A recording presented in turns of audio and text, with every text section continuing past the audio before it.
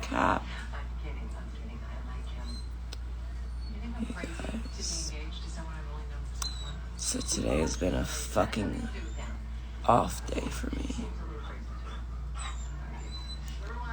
And it's definitely not what I thought I'd be waking up to, ever.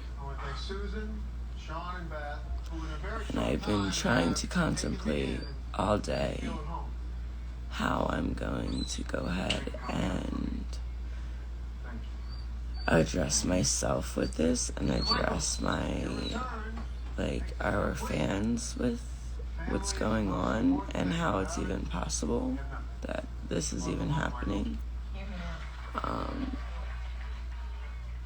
And I'm just, honest to God, not in the frame of mind to do so.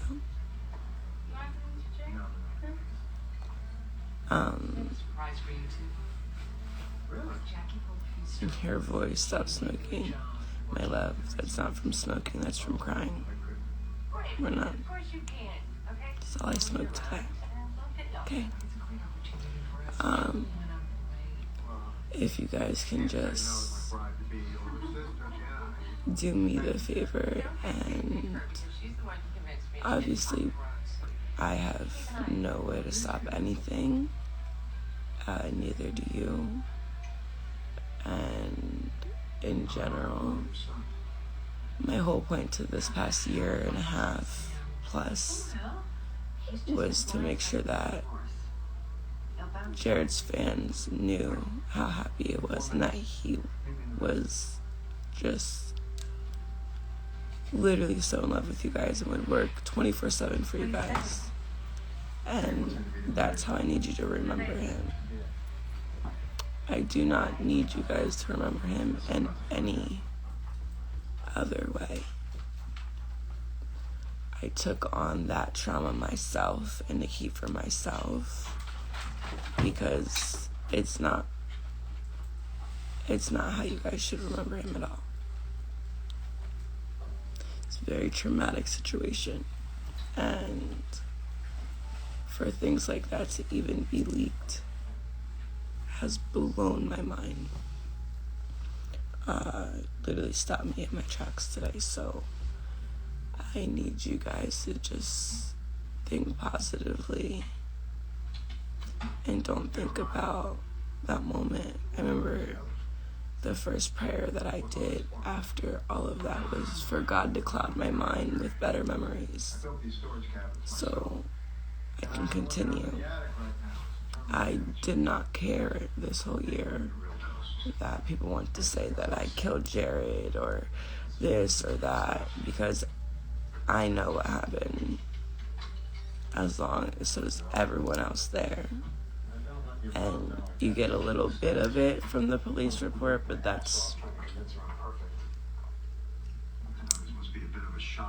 we'll just leave that how it is. So, you guys, please just, I'm gonna post a lot of Jared in the next couple of days just so you see how happy this kid was. He wasn't depressed right before he got off the plane. He did not feel good. It's one of the last things he even said to me.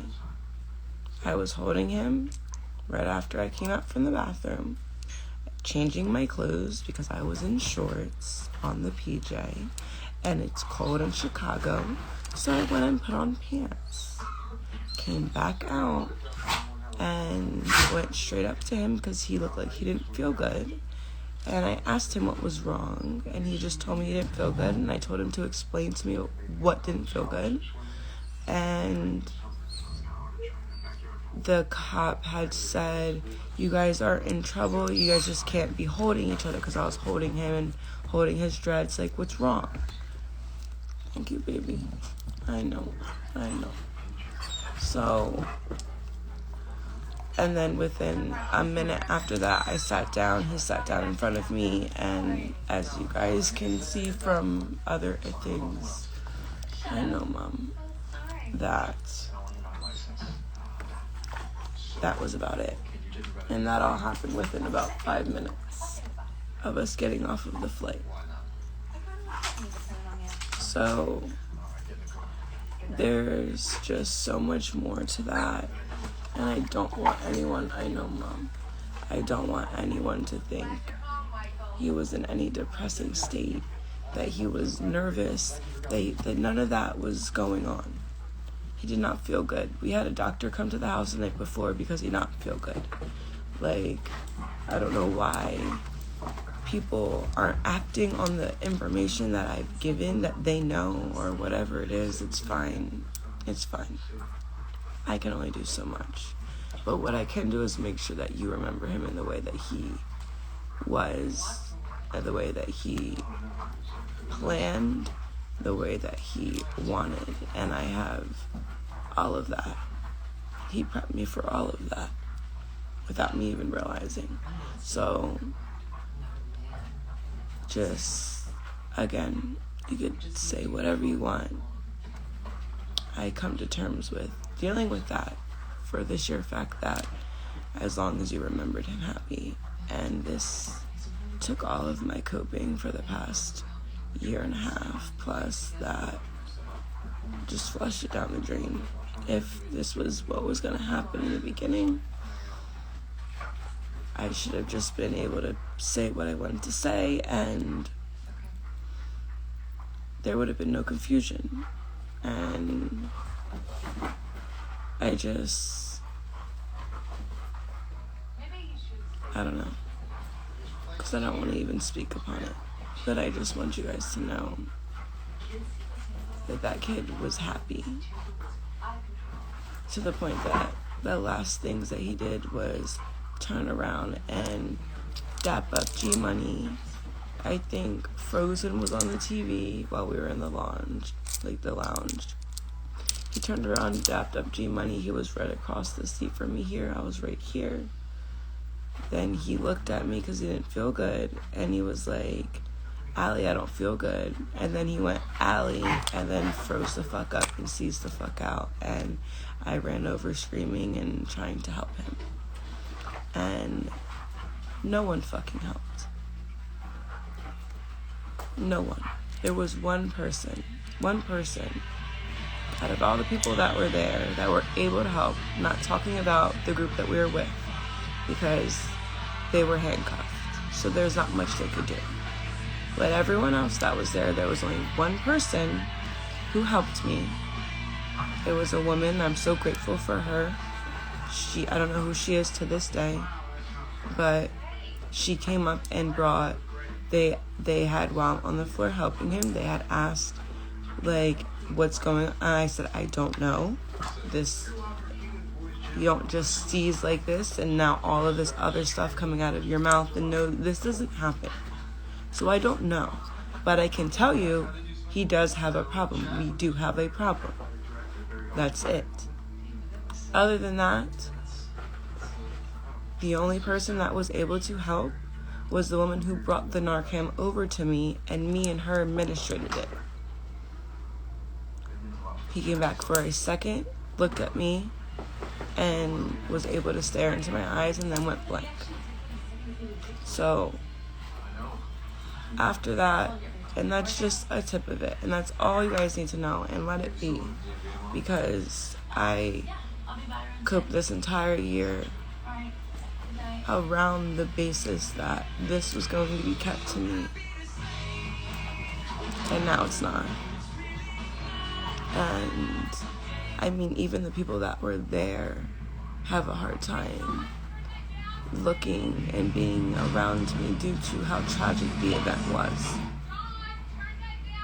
And I understand completely, because it's hard for me too. But there's one thing that I'm not gonna let happen, and that's not good. It's not gonna be that you guys remember him in the way that I have to. It's not happening. It's not happening. So, just as a favor, Remember his smile. Remember his laugh. Remember how much energy he had. Remember his talent. Remember those things. Don't try to find and to see what might have happened. Because that's something in my heart that I know that changes you. And I don't want anyone to think that he wasn't okay. He was tired. He was tired. I was tired. But other than that,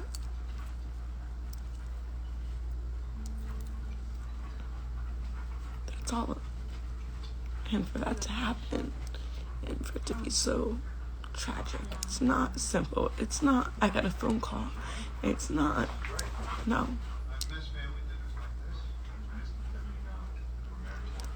So, if I have to continue being strong, I need you guys to continue remembering him in that light. Okay? Just remember him being super fucking happy. Because he was. He was fighting demons, yes, but he was such a little kid and so happy. So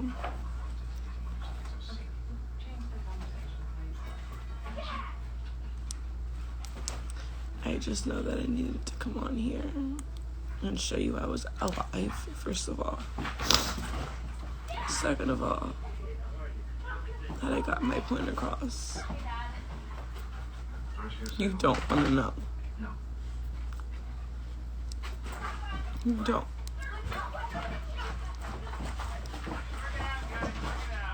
So don't. Just, however, I don't even know how that got fucking even out. And for people who were supposed to call me today and supposed to fucking sit here and help me through this or figure it out and let me know what's going on. Stop fighting.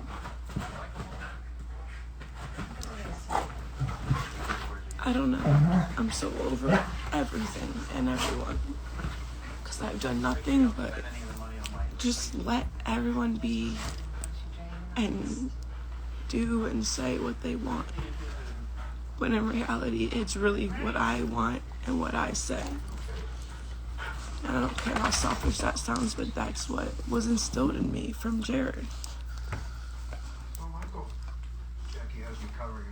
And what he wants is you guys to remember him in that positive light. Don't let that shit change anything. That's something for me to hold and get through. I don't want to put that on all of you guys.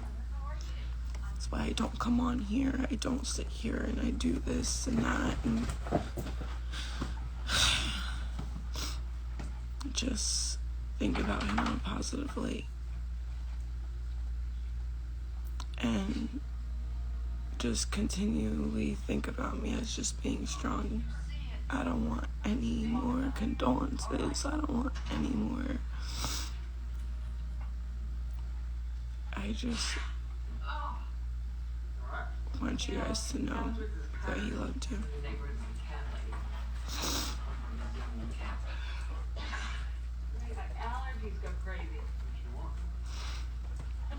Like,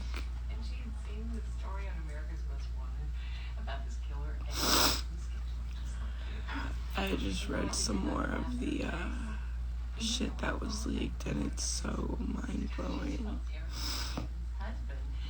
And how cops write things and do things and say things when in reality, that's why you've never seen the video. Because I was the one. That's why I wasn't interviewed. That's why all of that. because I was the one. I was the one screaming, do you know who the fuck this is? Literally, he's saving millions of fucking people. Help him. Come to find out, the fucking hospital's 4 minutes from the goddamn place. This shit didn't leave for a good 15 minutes.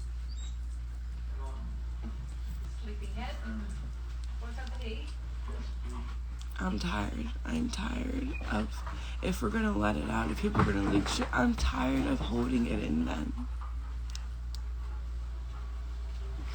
It's not fair. And I came to terms with it being okay. But if we're all gonna know, then we're all gonna fucking know. And if we're gonna know the fucking truth. Not talking it from someone that wasn't there or someone who wasn't. No, I'm done. I'm done with that.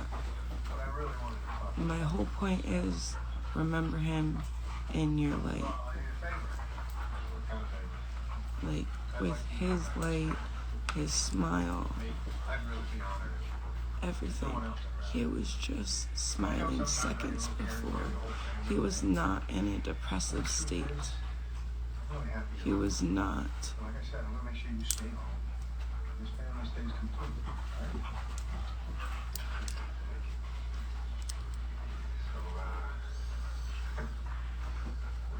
These people didn't even know who it was on the ground.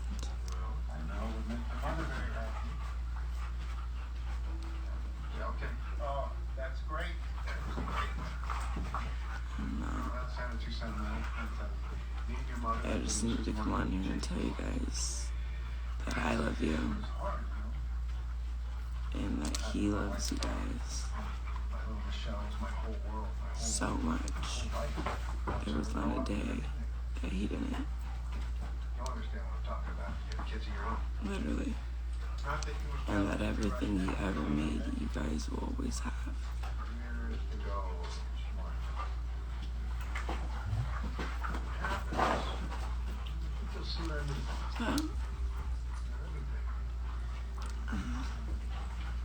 So sorry. I wanted to come on here thinking, waking up today, yesterday, like, I'm gonna go online and tell everyone what's going on, what I've been up to, how, like, everything's been going, what I've been doing for them, and then literally I just was slapped in the face with a whole year of coping down the drain. And when I mean coping, it's coping around a fake fucking thing that I had to do by myself. Get off drugs by myself. Even though I asked for help. It's not like I didn't ask for help. I've always asked. I've always asked to be a part of it. I've always asked to do it because I have all the information.